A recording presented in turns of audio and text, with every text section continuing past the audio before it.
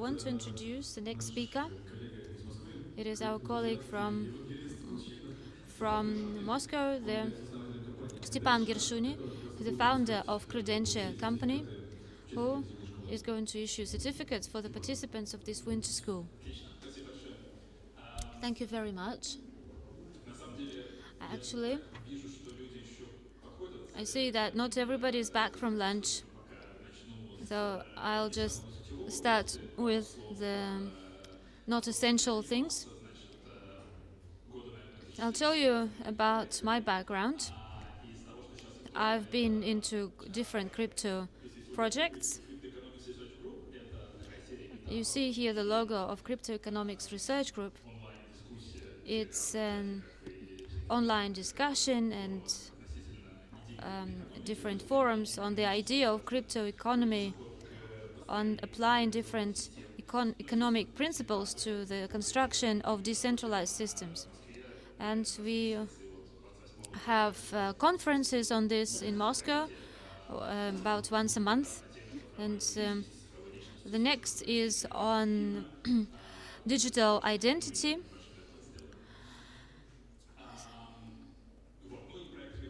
And Credentia is a company that creates digital credentials.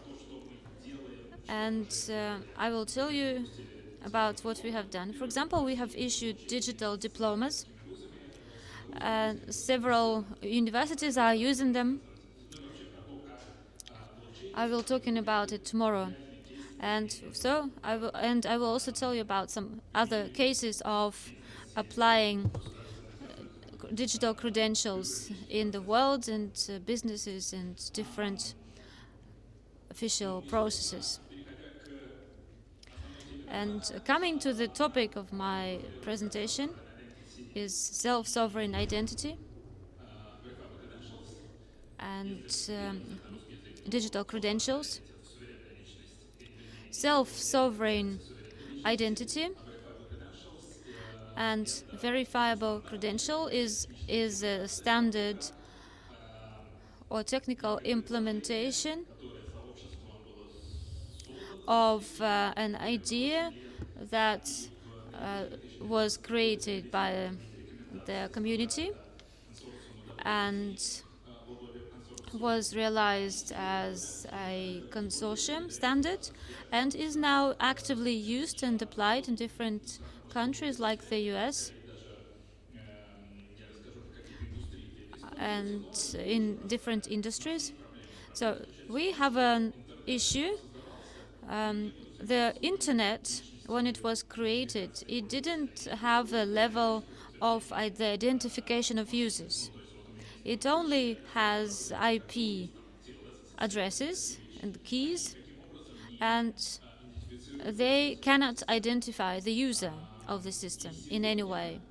So today, in the world, the majority, most of the work with documents and facts of a person takes place in an electronic form, even if it is documents like passports or certificates or diplomas that are printed on paper.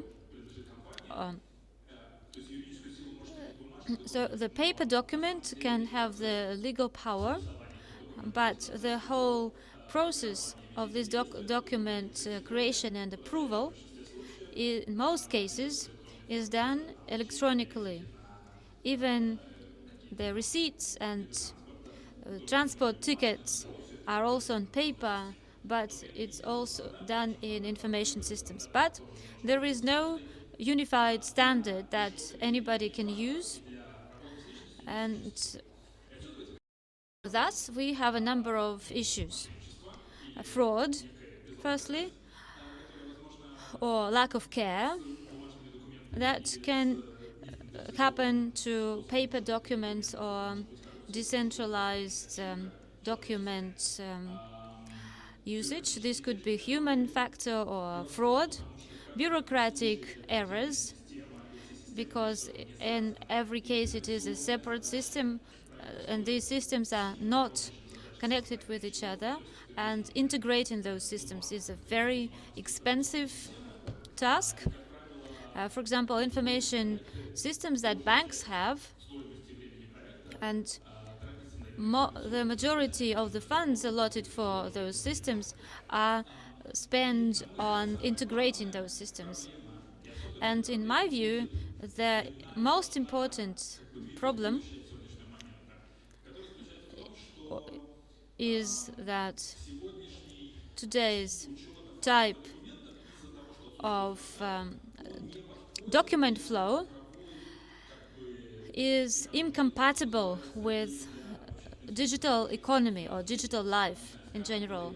So we have PDF scans, for example, that people can use to prove some facts about themselves. But a PDF scan has no semantic structure that can be used to find this document. It has no description as to what field means what.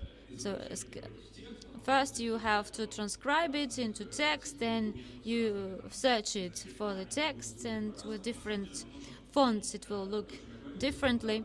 So what we actually need is a standard that can enable us to use machine recognition of those documents. First and foremost, it's algorithms that work with facts. So everything that is created in the internet and in different information systems should be compatible with machine algorithms. So I'll start with the concepts. I have a minimum program. I think that it will not be enough for me the time I have will not be enough for me to tell you the whole idea of self-sovereign identity. What I can do is give you the definition of the major words and concepts that exist in this field. And then we'll have a panel that can add something to it. And this is a very big topic. It develops very fast. And the aim of my presentation is to stir your interest to it, and then you can go on researching the topic. Another thesis is that blockchain as a technology originally was viewed in the same way as a cryptocurrency, because blockchain means some distributed, immutable database that can provide for consensus and create a decentralized currency. Although I am sure that the potential of cryptocurrencies is great, still I believe that in short term, on the horizon of 5 to 10 years, the greatest influence on the economy and the life of people will be the application of blockchain, not by means of currency, digital currency. And maybe the ideal world from the point of view of Bitcoin is when 5 or 10 or 50 or 100% of the economy will be replaced by Bitcoins. And maybe theoretically it is possible, but it is not something that will happen in 5 years' time. This is a very lengthy process of the transformation of the world economy. So, what I am talking about is the use of blockchain to verify and confirm the identity is something that is in demand today. This is the sphere that requires urgently a change and innovation, and it is really a problem that is very relevant now from the point of view of the state and some complicated bureaucratic mechanisms and large corporations. And let's talk what solution is of this problem is offered by self-sovereign identity concept. So what is identity? Identity?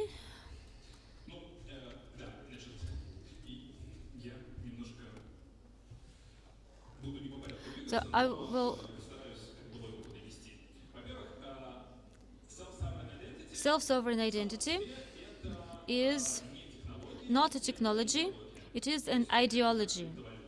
Like cryptocurrencies. It's something not specific, it's not a line in the code, and it's not an implemented protocol. Self-sovereign identity is the idea that a person and the facts about this person or the object, whether this is a person or a certain object like a smart fridge or some organization, and the information on this object or subject are fully controlled by this entity. And this is in complete contrast to the existing system when all this data is controlled by a certain system. For example, I have an account in the Google, and Google owns my identity and all identification means like passwords and so on. Or maybe there is some state service, and through this service I can use some different other services. And the idea of self-sovereign identity is decentralization of this process through a clear division of this process into several groups of users. Here it is not necessary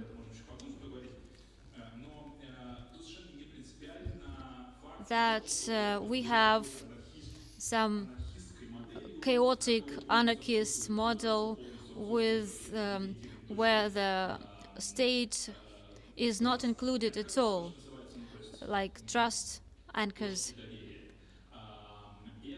This is a system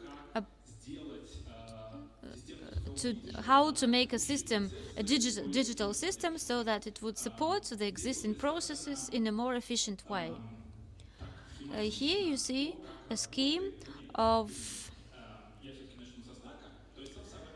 self-sovereign identity is a stack of technologies. We are interested in 4 levels of this stack. There is the base level, is blockchain. It is necessary in this concept for a lot of actors to be able to work on the same range of data, and blockchain would make sure that this data is synchronized. Another great thing about self-sovereign identity is that blockchain can be any kind. If we need immutable and reliable data protected by 50,000 mining dollars, we can use Bitcoin as the most reliable one. If we are after speed and the volume of information and we don't have a lot of money, we can use some private or consortium blockchain. If we need something in the middle, we can use any other blockchain, Cosmos or Ether or any blockchain. There are special blockchains that focus on the topic of identity and information storage. The most well-known project and technically advanced one is the company's name is Everneam, and the project is called Sovereign. It is based on Hyperledger architecture, but it's changed in many ways, and a lot of features have been added to it to work with digital identity. A level higher than blockchain is synchronized identifiers. It is a standard which hasn't yet been accepted by W3C, and it's in process, and in about a year and a half's time it will be accepted as a standard. It will describe the identifier of the object, and I will have several slides about it. This stack is only about how to identify a user of a system so that everybody else would be sure that it is exactly this person or this object that they say they are, and at the same time their privacy and anonymity would be preserved. Another level, which is still higher, stack 3, and it is also a good thing that all these things are divided into several layers, and it doesn't get mixed in the single system into all these levels can be interchangeable, and this gives different examples of companies that are trying to solve this. The third level is decentralized key management, and it is about the identifiers on the second level proving themselves. They have some keys, and it is about how they manage those keys. If we take a centralized PKI system of public key, come over to a decentralized system. It is called, this concept is called DPKI, decentralized public key identity, and this is the layer which is not yet completed because it is a very difficult task and also a very important one because it's about security. And there are several good examples in this layer too. And the top of this iceberg is verifiable credentials. This is a standard that describes some facts that can prove their identifications. Verifiable credentials is the most ready level of all these, and it is already accepted as a standard, and it is now used commercially. We have now examples of how it is used in Russia, of how paper documents are transferred into digital forms. There is an example of Singapore, where all education system is using in this standard. All documents in the systems are issued electronically. There is a company that keeps records about migrants in the US, and there are other projects, different projects of the Euro Commission, and moreover, there is a report of the European Commission where they divide the usage of this technology into different parts. And the conclusion of this report is that the digital documents is the most actual and useful and necessary development for this technology, blockchain for public services, that can positively affect the economy of the European Union. And now a little about the verifiable credentials, what it looks like and what it consists of. We have three participants in the system, and they are identifiers. So the scheme of credential and the participants are issuer of a certain fact that states a certain fact about another person. Usually that's the state or a company,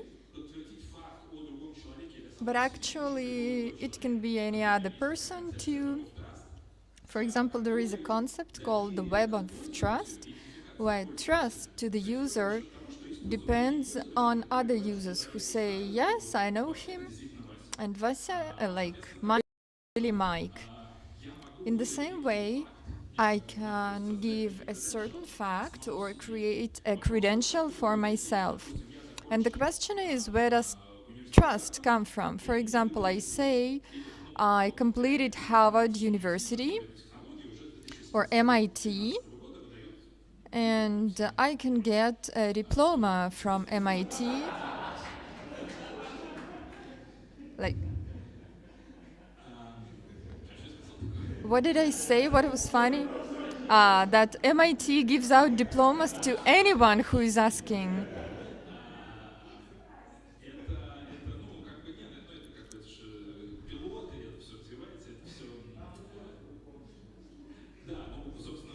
So, like Sergey said,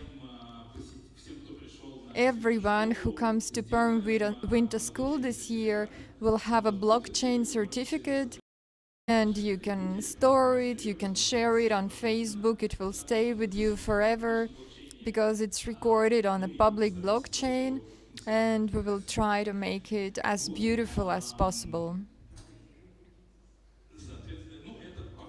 So it looks like NFT token, but it's not the same.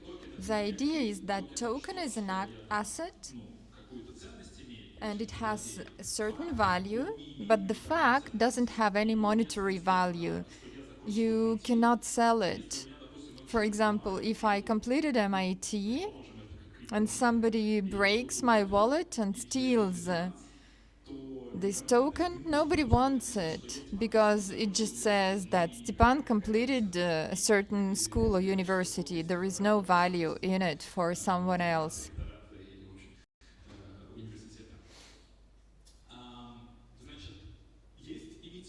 So there is the issuer of certain data. It can be any digital identifier. There's a holder, like the subject of the fact. It can be a diploma for a student or a license issued to a company to conduct certain type of activity.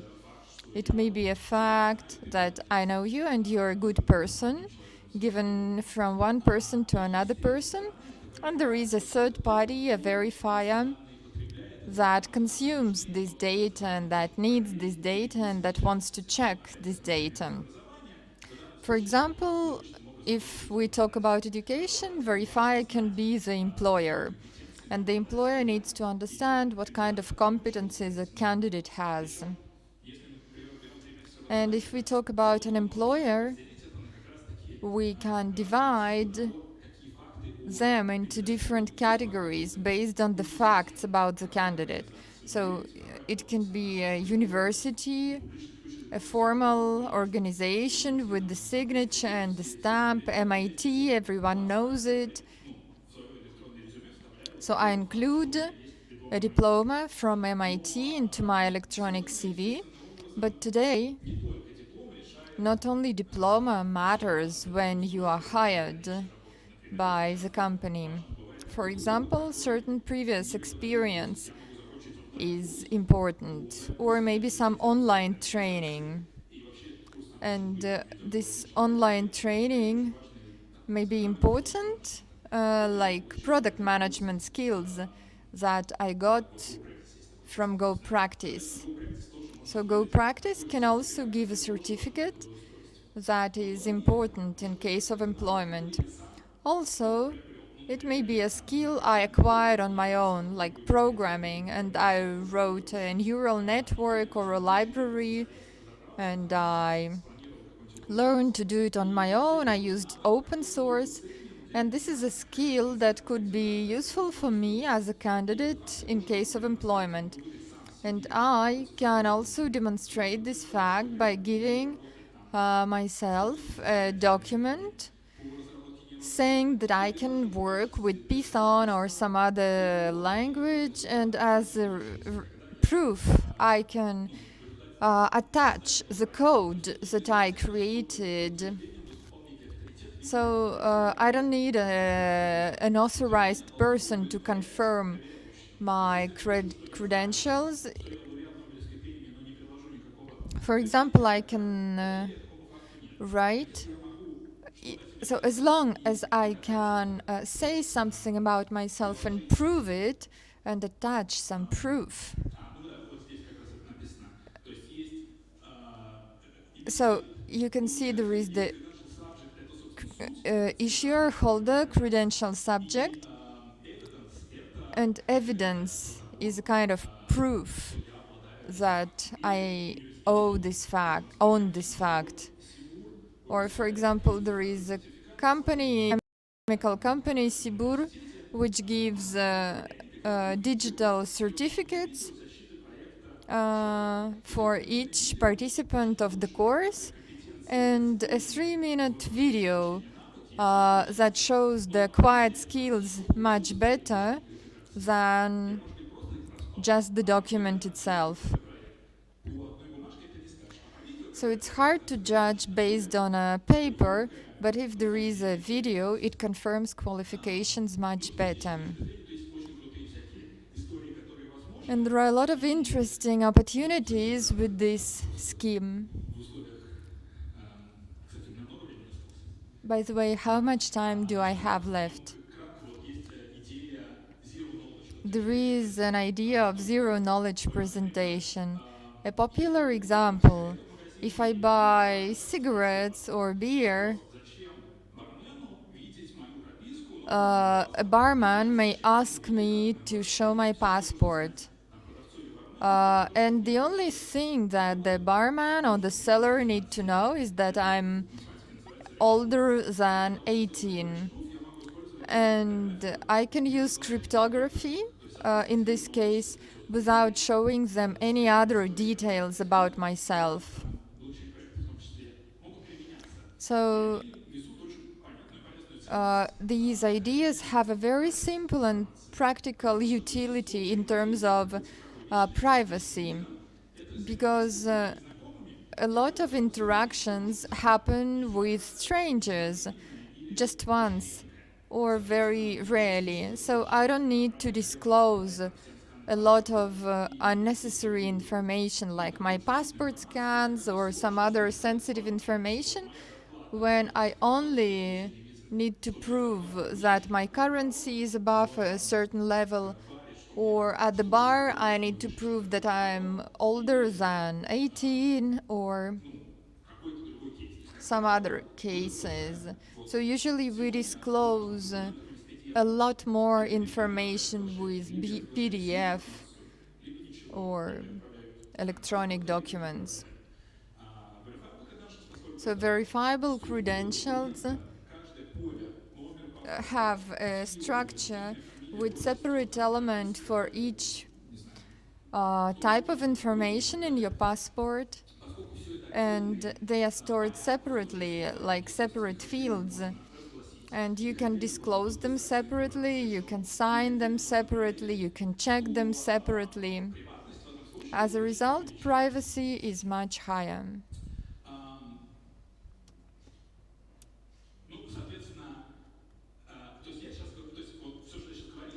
What I was talking about was verifiable credentials, the higher level of the stack, which is almost ready and has a very practical mass application. But the value of SSI is in the comprehensive system, and I think it will not take a long time before the entire system has been developed. And now let me talk a little bit about decentralized identifiers and their role. So these are the identifiers that are used to carry credentials. So if anyone knows a good translation of credential into Russian, you are welcome to advise me. So identifier is simply a pair of keys, very standard, very familiar.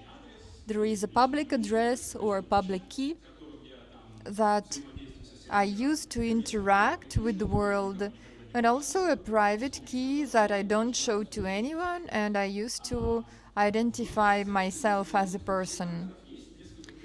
There are several principles underlying the concept of decentralized identifiers. One of them, the first one, is that a human is not their digital representation. So the fact that I have my private key doesn't mean that everything signed by this private key is me, or that me is what is signed by the private key. But this is my method to establish contacts with other participants. So I don't have just one identifier for all cases. For each interaction, I have a separate identifier. And I choose, for example, when interacting with the banks, do I want to share or disclose information about all other identifiers? For example, identifiers that I use to get a driving license or to interact with my family. So the aim of this decentralization and higher control is higher control over your data. So identifier of a holder and identifier of the organization establish a channel between them. So it's a pair of keys, and just like with PGP, we can exchange messages, encrypted messages that are encrypted by means of a private key. And as a result, I have a lifelong channel to communicate with any participant of the system. And they don't have to register in a special SSI application. They can use a Bitcoin wallet or a digital signature or any other digital signature algorithm that you like. It may be Ghost or CDSA, whatever. It doesn't matter.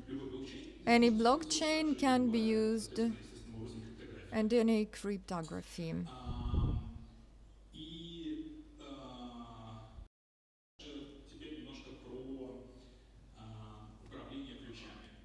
Now I'm going to talk a little bit about how to manage the keys. The problem is that now there are several levels of working with the keys. So I have a device that stores information. I signed, then there is a cloud service that is an intermediary that stores information from my device and transfers it to blockchain service, because my device cannot be online 100% of the time, and I have to be able to maintain this interaction all the time. And this system is based on blockchain that records the status of data and confirmation. Another problem in the technology stack that I showed before, there is the centralized key management level, which is the least prepared part of the entire system, and it describes how to work with keys. And this is not just the problem typical for self-sovereign identity, it's typical for the majority of crypto projects, because there are users, blockchain users are pairs of keys, and people, humans, are not always specialists in digital security, and they don't know how to work with these keys sometimes. So it's important for them to know how to generate keys, how to store keys, and how to restore them in case they are compromised or lost. And there is a project called Hyperledger Indie, which experiments with different ways of solving this problem. For example, there is a problem of restoring keys. Now the majority of crypto wallets use certain phrases. When I record 12 to 14 words. I find the paper with the words and I use them to restore my Bitcoin wallet. There are more interesting and more available ways, like social recovery, when I use my acquaintances to share the key. So the key to the wallet or identity can be divided into several pieces. I can give them to different friends and family and appoint a password. And if I have 3 pieces out of 5, I can restore the key if my computer was lost or burned down or something. But 2 of these people who have pieces of the key will not be able to restore it without me knowing about that. And perhaps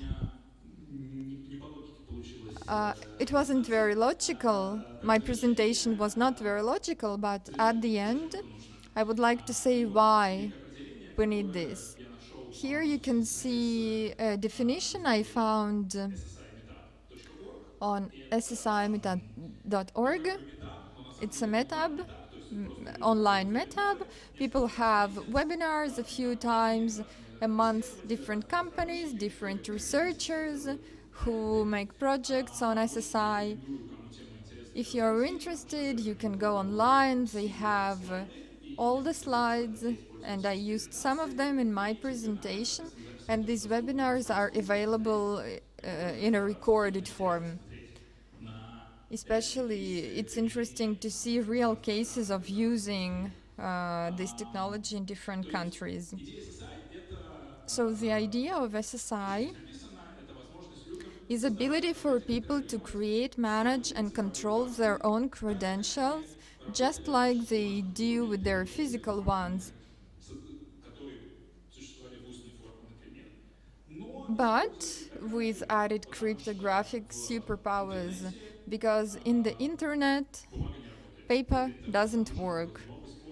And for the internet, we need a new way to cooperate and to prove some information about ourselves. And I guess if I still have a little bit of time, I would be happy to answer some of the questions that you have. Hello, my name is Mikhail. At the moment, we have at least 2 good standards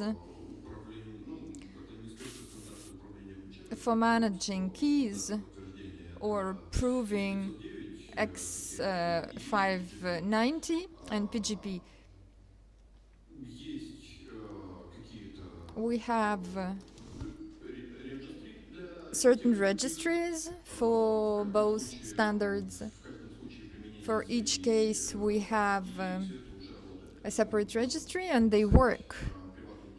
We can use a private key to identify data, and this data can be checked by a public key or can be encrypted by the public key and decrypted by the personal. Why do you need a blockchain? We already have registries. We have those who issue data. Why do we need a blockchain? It's a key question. It's not necessary. Blockchain is not necessary, and it's definitely not a replacement for X590 or PKI or PGP. So there is a concept called the web of trust. When I trust my ownership of this key by a number of acquaintances who can prove it, the idea of SSI is based on the idea of web of trust. And largely it is written by the same people who developed these standards 20 or 30 years ago. At that time, there was no blockchain, and Web of Trust was has been rather successful. Blockchain. So there are two things. The difference between SSI and decentralized identifiers from the regular infrastructure of keys is that there is a standardized format of recording data, and there is a semantic recording for each field, so it's a kind of extension.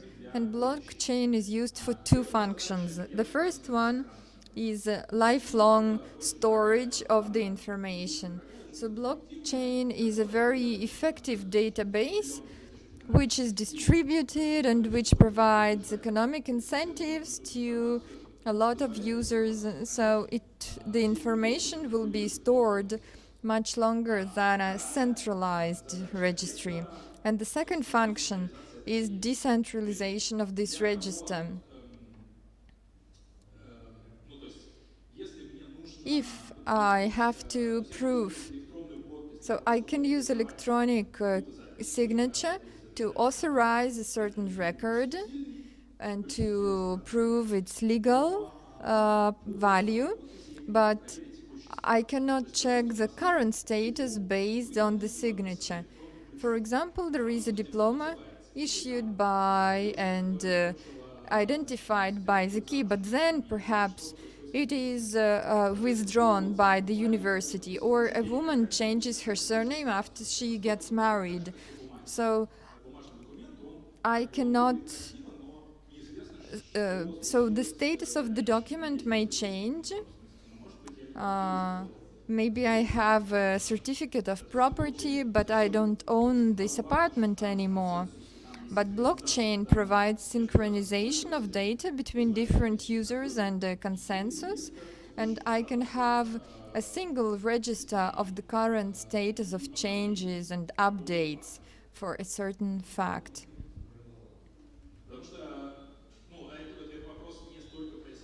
It's not the question about SSI, it's the question of creating a decentralized system. Why should we have it? Usually to avoid a single point of failure, because as long as the register is stored by one organization that is responsible, this organization has complete access to it, it can change it, and other users will suffer. So this centralized fiat system works well, but the idea of Bitcoin is to get rid of intermediaries who can block your bank account. So the ideology is the same. Hello, my name is Andrey Klimenko. We are going to continue with the discussion, and I would like to invite the participants. We are going to continue the same topic, and at the end of our discussion you will have an opportunity to ask additional questions. So let's try to develop this topic.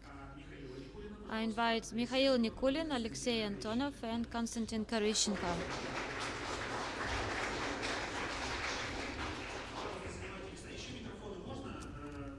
Can we have more microphones, please?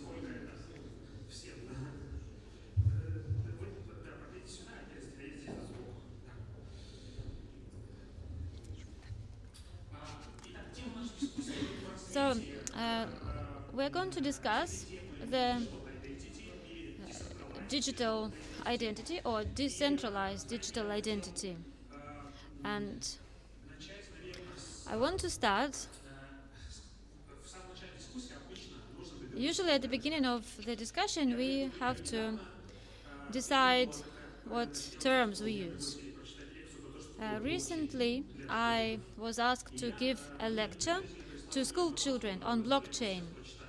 And so I'm going to read you the information that I was sent. Blockchain is a distributed database that the data serving devices are not connected to one joint server, and you cannot change or add any or cancel any records. So you create the block, and each next block has information on the parents, and the user of the system see all the number of all blocks but have access only to their blocks. So of course I threw it away. So our topic is decentralized identity. I would like each of you to give their definition, your definition to what decentralization is. Whether it is administrative decentralization, or so. What do you think? I will stick to the same line I've been holding before.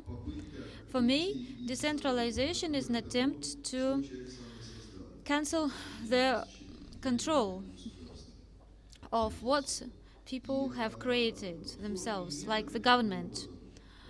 And the forms and methods of doing this can be different. And in this case, it is an attempt to apply certain technical tricks in a good sense.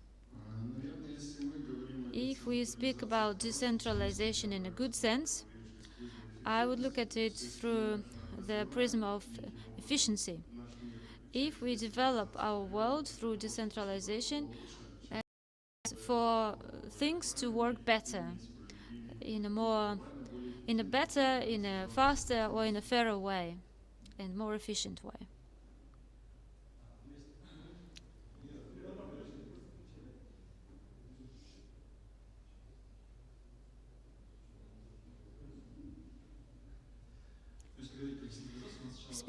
Speaking about decentralization, we have to say it's this decentralization.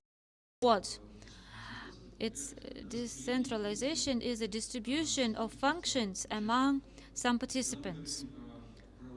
When we speak about the participants, so here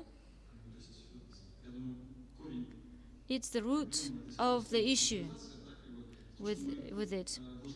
Because we have to clearly understand who the function is distributed among. Speaking about ideal decentralization, it is a single layer system where each participant performs the same functions. So there are no participants who are doing something and who are out of it. There are developers and there are common users who use those products. For example, if we look at different blockchains, usually there are some stakeholders and functions divided among those stakeholders. And decentralization has to be viewed in the context of whether those functions are distributed evenly among the stakeholders. Without stakeholders, it makes no sense to raise the issue of decentralization. Lots of things are called decentralization, but those systems may not be decentralized, although they declare it. We should always bear in mind this. Decentralization, I think, it is a political term. The best technical definition of a decentralized system that I have seen is the absence of single points. A bank, for example, has specific points of refusal, and Bitcoin has fewer such points of refusal. So Bitcoin is a more decentralized system. Bitcoin is probably the most decentralized blockchain that we have.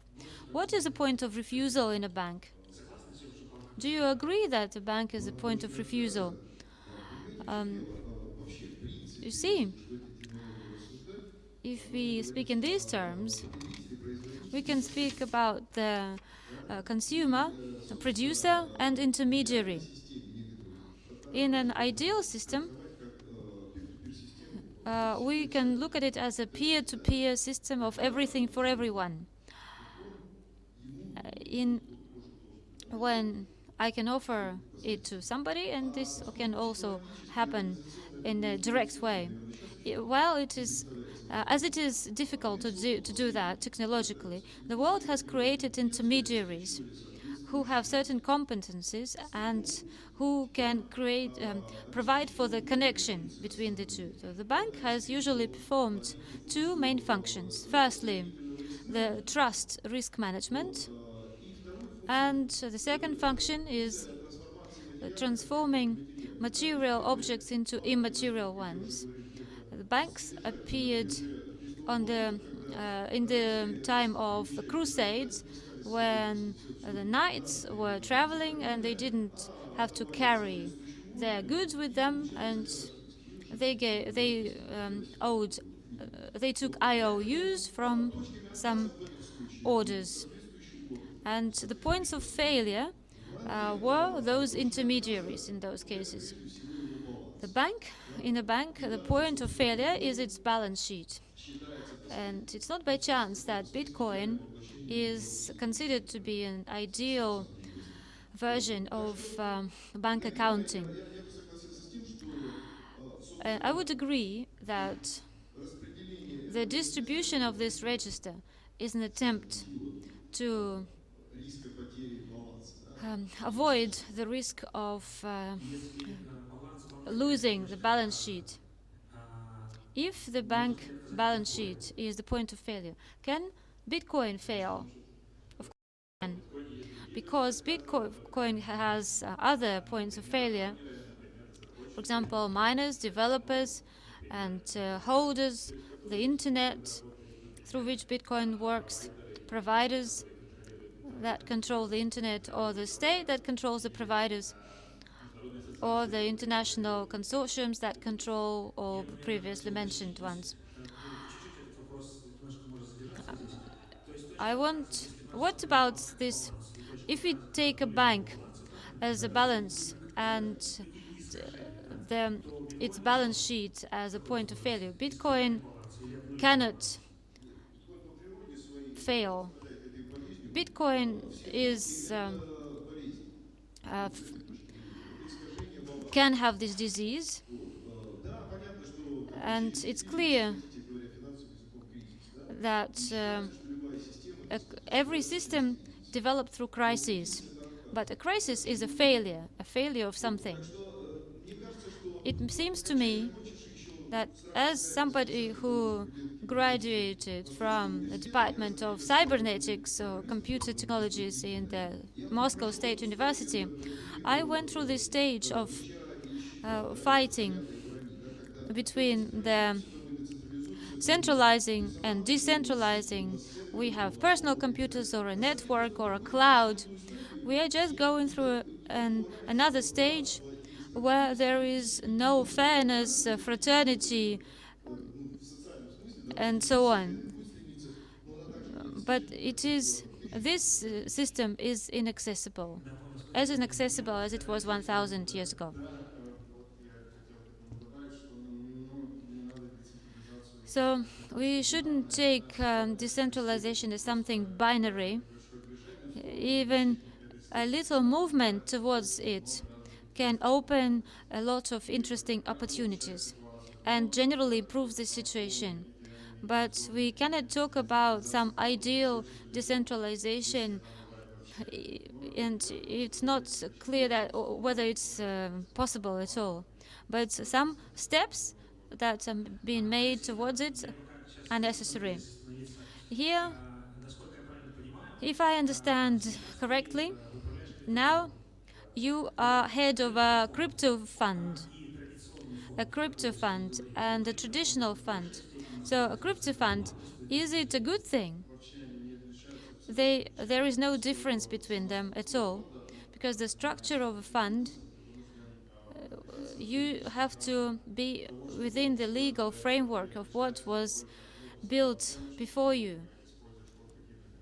And the difference is only that you use some crypto assets.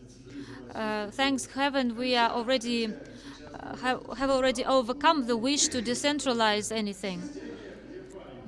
And now we have a defined system with ethers. I would turn the situation with the crypto fund. It's even less decentralized as traditional funds. Crypto fund holds crypto assets under its control, and it has the key of the wallet. And decentralization in terms of financial markets. The decentralization that is happening in the financial market at present is the going back from that decentralization that was before. If you remember the crisis of 2008, it was connected with a great number of derivatives in the exchange sphere, and regulators and central banks couldn't control those volumes, and they think that the risk came from there. As a consequence, they decided to centralize all these derivatives around exchanges, and they created a central counter agent. It's actually hyper-centralization, and financial markets have come to a point where these counter agents induce the greatest amount of risk. And even now, the centralized system is has to search for some form of decentralization. And those bitcoins give some hint as to where this all can move. And they will have to move that way.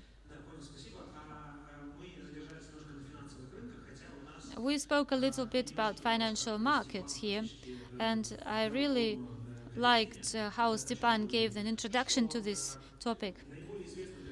The most well-known application of blockchain is cryptocurrency, but there are other applications, and one of them is decentralized ID.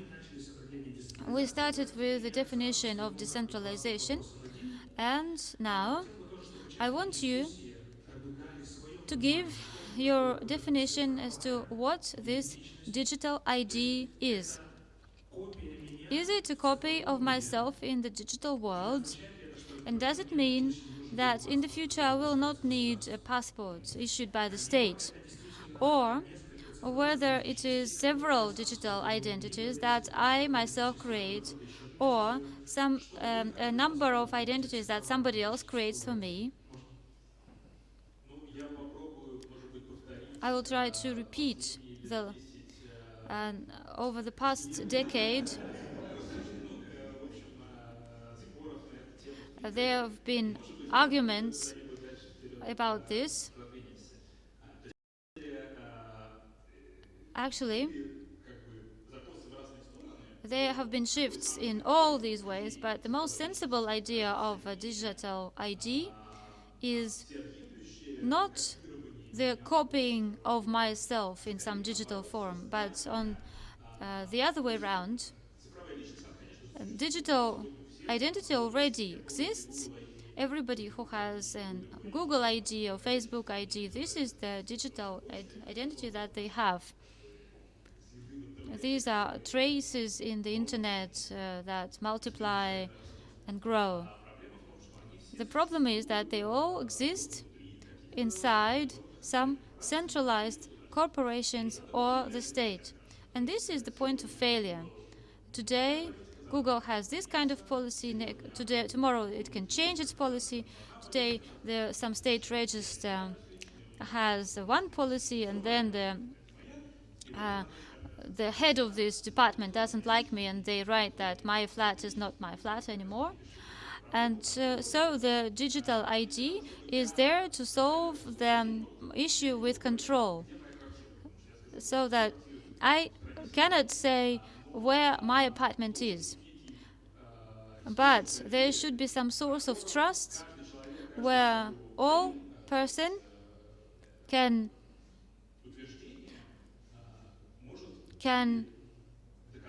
either prove their claim in a cryptographic or legal way or disprove it. As there are many spheres of life, it is obvious that it should not be just one personality. There is a state register, and there is a dating website, there are universities, and an online game. So I have 4 different spheres where I have 4 different personalities, and they don't need any additional connection between them, apart from it being me as a physical person. And can you alienate your digital identity from yourself or give it to somebody else? It is an interesting point. In FSF standard of decentralized ID, there is a so-called trusted personalities. For example, children or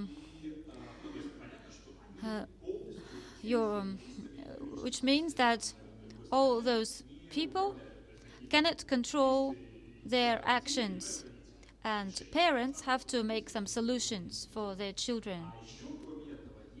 And apart from that, there is an identity for a car. There is a car, self-driving car. It can take somebody somewhere. I, on the one hand, am the owner of it, but still it has some life of its own. It can sign up as a taxi, for example, and start earning money, like Tesla model that they are trying to make.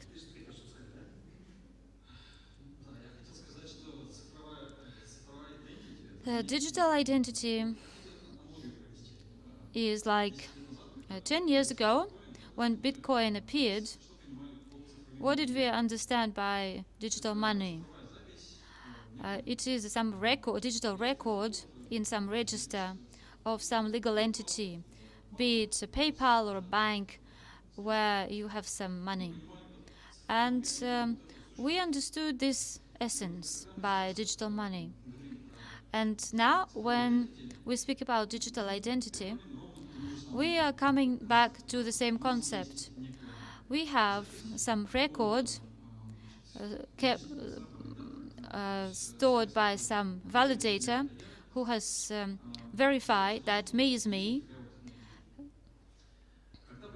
When Bitcoin appeared, the concept of digital money was turned upside down. It turned out that digital money could be independent. When you have a record, and this record doesn't mean that you should have some legal entity that would prove that you own this money. And the record you have Bitcoin is already money. A record in the database of a bank means that there is some money, rubles or dollars, on my bank account. A Bitcoin, in this sense, is autonomous. It does not depend on any outside factors. And I believe that the main key to this single-tier system is when we draw parallels, when we can build such a digital identity that would be autonomous and that would not require any legal entities as validators or any other stakeholders that would prove my identity. The question is that whether this system will ever appear that will be autonomous, or maybe it will be some platform for discussion. Somebody writes, "I'm not a fool," and the state writes, "No, you are a fool," and you can see the discussion. So they just do not rewrite this record in your field, but there is some space for the extent of influence, your address. We all understand that these digital identities, we have lots of them. Now, an American company costs $3 billion because they can manipulate those data, and this is how they earn all that money. There are very many such registers, and we cannot control them. And whether we can get some good register that everybody will agree with is a question. Now let's divide between the flies and the meatballs. And if a record is a signature, is it a digital identity or not? No, it is not. The information is that your name is Peter. It doesn't mean that it's you. It's just a record.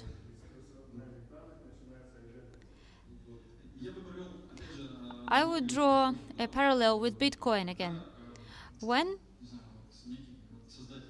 its creator, Satoshi Nakamoto, came up with the idea of Bitcoin on the basis of proof of work, which means that you have to prove the existence and you vote that there exists some processor with some completed work. This is sufficient, and you don't have to ask anybody to write that you do have a processor of a certain brand. Although this would be information proving this information. And I hope that similar protocol can be found for digital identity. Coming back to reality, actually there are two systems already. One is ECR, biometric system of identification, which solves this following key problem. We know that blockchain guarantees the immutability of information, but it doesn't guarantee its correctness. There are several ways of proving the accuracy of information, some oracles or some devices that will say that a table is a table and a chair is a chair. And connecting some identifier, ECR, with some physical object, EPS, is then objective that will always exist, whatever we use in our life. This is the connection between the virtual world and the real world. And then we start to go away from this connection and get to a different space, to they start connecting with us a lot of different kind of big data from social networks and from the cars that collect information on our journeys. And it's also an element of our identity. And on yet another side, if we are in the financial markets and you are trading, and some algorithmic trader is trading for you on and there is no difference between you and this robot trader. So it's both identities in this financial world. So it depends on how deeply you submerge into this virtual world and when you want to go out of it. Speaking about the problem of trust to the content of the records or messages in the blockchain, I want to give you an example. I can write to register on the apartment that I purchased using my digital signature. It will be written that I am the owner of the apartment. But there are examples when real owners have been replaced with the Russian Federation. So can you trust the Russian register where the owner can be replaced with some abbreviation? There is no contradiction, and it just proves what I said before. You have a register, and it's possible to record all kinds of contradicting information in it.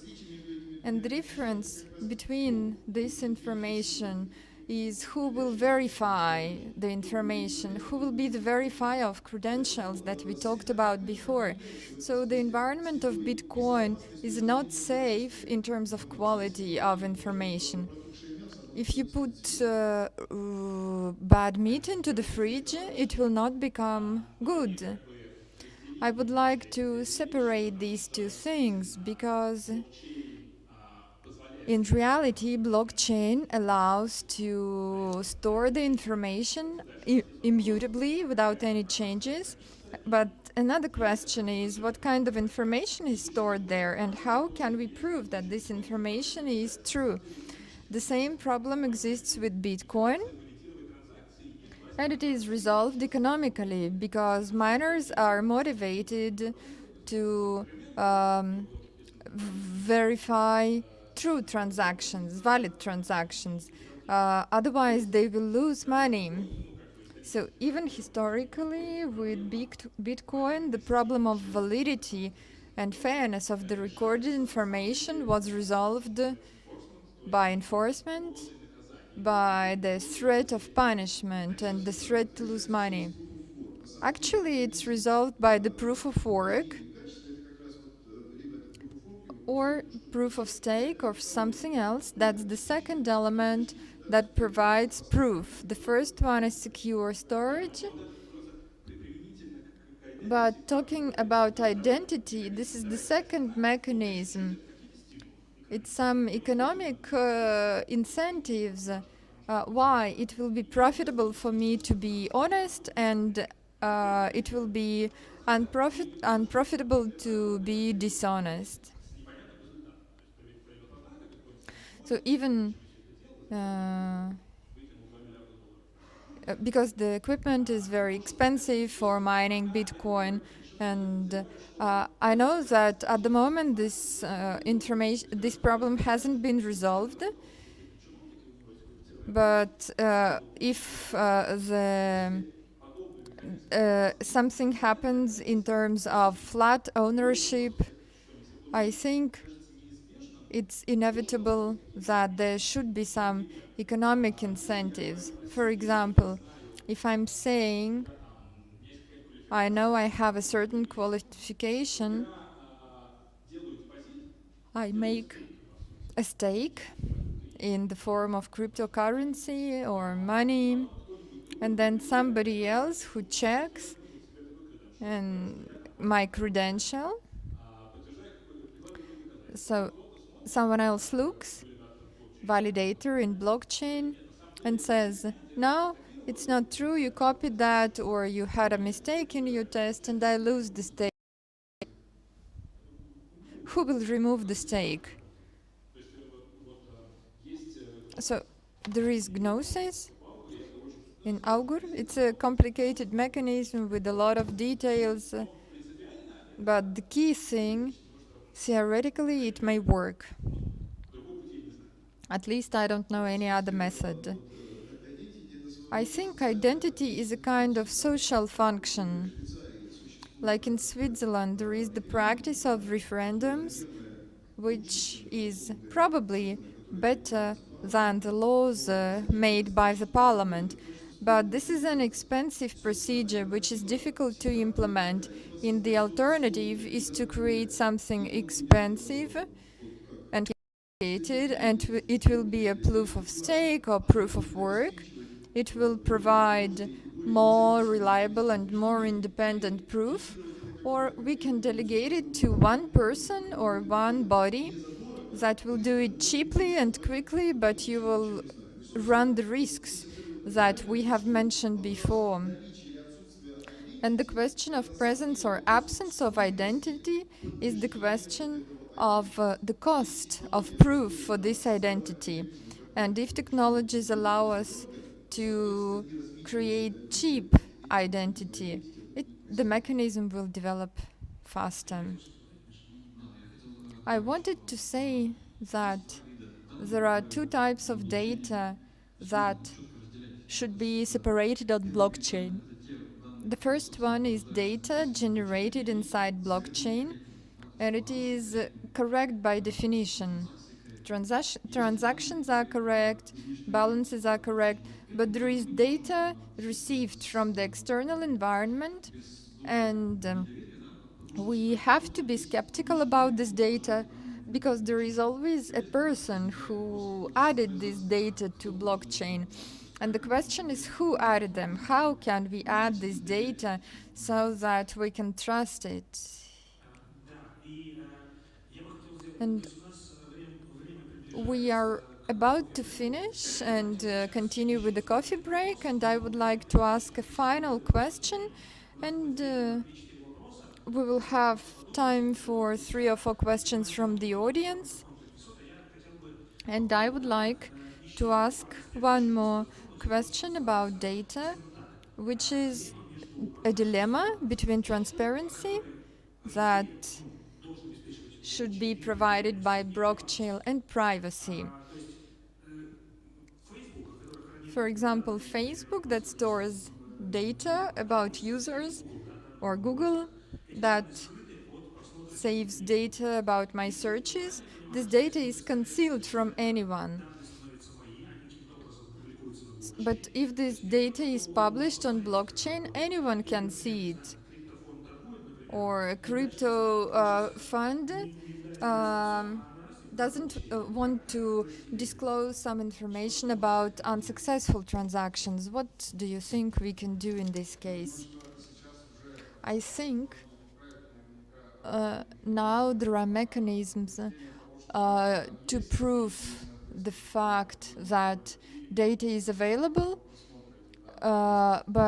and the opportunity to see this data. So not everyone has access rights to all types of data. So this problem can definitely be resolved by cryptography, but it's formulated in a different way. Complicated cryptography, for example, zero knowledge and other things, cost a lot of resources. So if we have petabytes of this data, it means millions of dollars of computation. But if you had the same data on your desktop in the notebook, it's much, much cheaper. Of course, you can always encode or some data. So we can conceal a lot of data, but you choose between the efficiency and complication of the task. It's the same as with oracles. You have to take on risks when you take something from the real world. But if you don't take anything, you cannot build anything. So to see the quotes, you have to use oracles. Now, there are almost no decentralized funds that operate properly. It's not their application area where several interests of independent participants should be compared. Because it's very stupid to suggest people to vote and to take collective decisions about their money. So all these systems are closed and everyone tries to conceal what they are doing, so we don't have such a problem.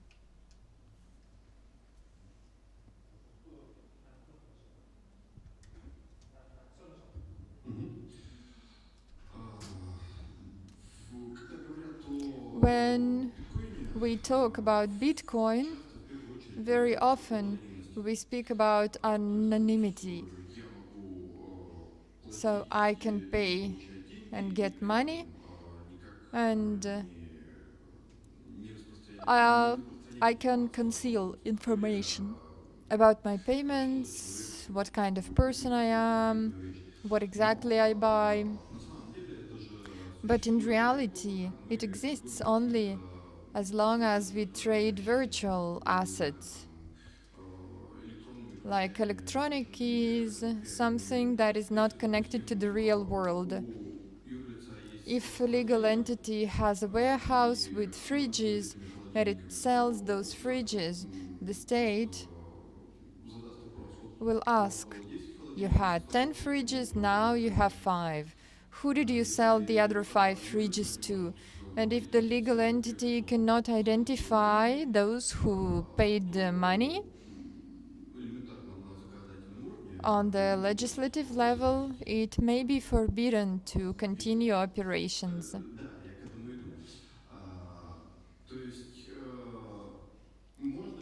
Is it possible to say that cryptocurrencies provide anonymousness even if we use them on a full scale in our daily life, when we can buy physical objects with cryptocurrencies, and when it is all controlled by the legislation, the tax offices and other structures?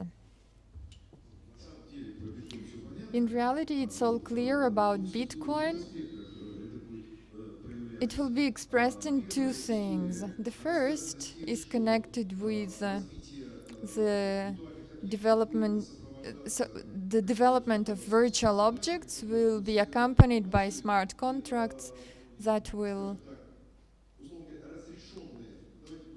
let's say, allow.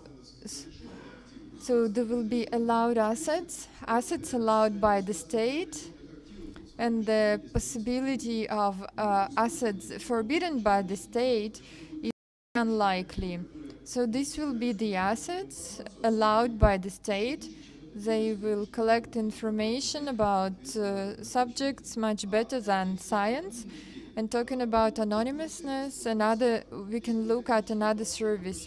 If you want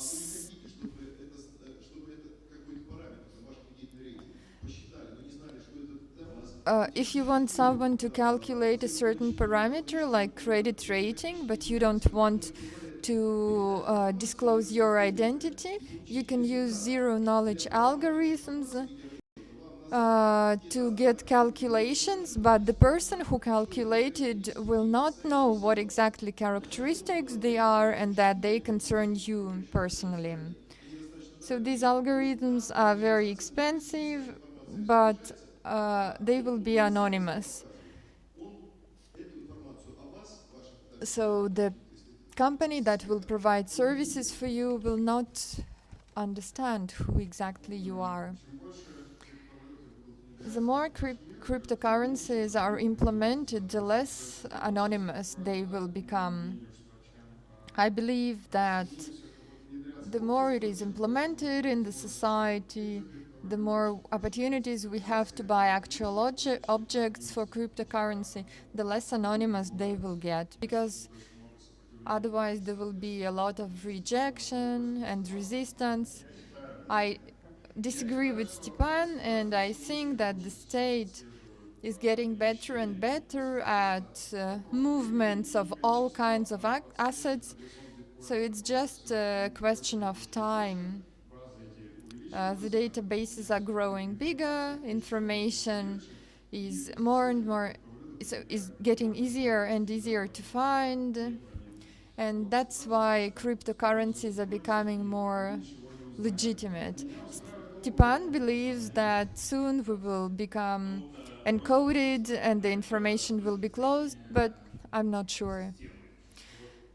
We can look at it as a system of supply and demand. So what is my motivation to use cryptocurrency if I buy a fridge? What's wrong with my Sberbank card to buy a fridge? I don't know, but I think I'm quite happy with the bank card. If I want to transfer $10 million to another country in 10 minutes, or to trade something forbidden by the state, or to store the money like stolen, or so for these reasons a bank card is not very suitable.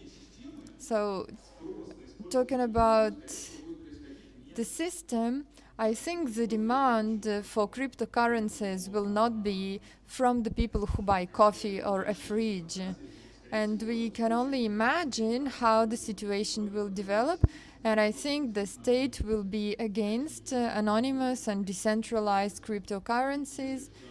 And if the countries forbid them, it will be quite unreasonable to use them for purchasing regular things. Now there is an organization that is fighting fraud, money laundering, and terrorism, and they analyze a lot of blockchains, bitcoins, and so on. And according to the statistics, the illegal use of Bitcoin is 98%. Sales of drugs. So it's clear that nobody pays. Nobody says that they paid for a drug through blockchain. So anonymous currencies, by their nature, lead all into the dark, somewhere where there should be a gap between the sale and the delivery. So this is the dividing line that divides the correct aspects of the cryptocurrency and the wrong aspect of the cryptocurrency. It means that the niche for cryptocurrency is criminal activities. It seems that there are two cases, some illegal or half-legal cases, and the other is the internet money. So Sberbank card is not good if you want to make a payment of 3 cents, or if you want to make a payment to other countries, pay for 1 minute of watching a film. So the internet economy, where there is no division between countries, doesn't work very well with banks and bank fees. And is it true that for every transaction of Bitcoin there's a special bit that means that you paid for a drug? I have a question. If we remember how the hype around Bitcoin developed in 2016 and 17, one argument in favor of digital economy was building a new post-industrial economy, the economy of the IoT or the Internet of Everything. So, in your opinion, how can... So it looks like crypto assets connect different people who deal with illegal things, but when it comes to the economy of unique things that may have artificial character, that are machines, the economy of robots, what do you think about that? Because a popular scheme was that a drone delivers food to a certain point, and it's paid through a cryptocurrency, or that there is a fully automated production line without any human interference, and when the product moves from one stage to another, risks are also transferred, and the bills and invoices are also immediately paid. In 2016, I told everyone that soon drones with smart contracts will control municipal orders of cutting forests. But you know what happened next? So crypto cats, nothing works. And what you said, I would say that people are usually too hopeful about what's going to happen in 1 year, and they don't know what's going to actually happen in 5 to 10 years. So I think some breakthroughs are going to happen in 5 to 10 years because there are a lot of gaps in the technology at the moment. talking about the use of cryptocurrency for calculations, I can give you one practical example that is useful today. At stock exchanges, robots that trade, sell and buy and sell, they have a lot of requests per second. They do it very frequently. Tarification of the stock exchange cannot stop it, because in terms of accounting, you cannot record shares of cent. It's not possible for accounting. So if you have a correspondent digital currency that can be divided like Satoshi, it's quite sufficient to charge such transactions. Another example, we know the system of prepayment and post-payment of our telephones. For telephone companies, it would be great to charge per word or second. And if our phone had a program that is able to charge like that, it would be very useful for the telephone companies to have such micro payments. And that is a good reality for using. The crypto cats is a true story.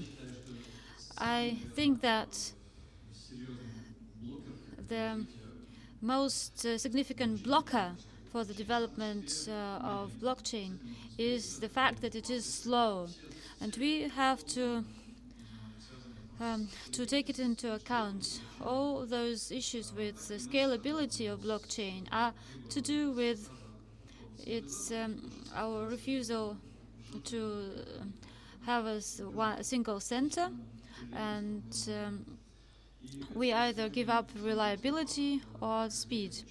And until we resolve this technological part of this issue, it's not going to move any further.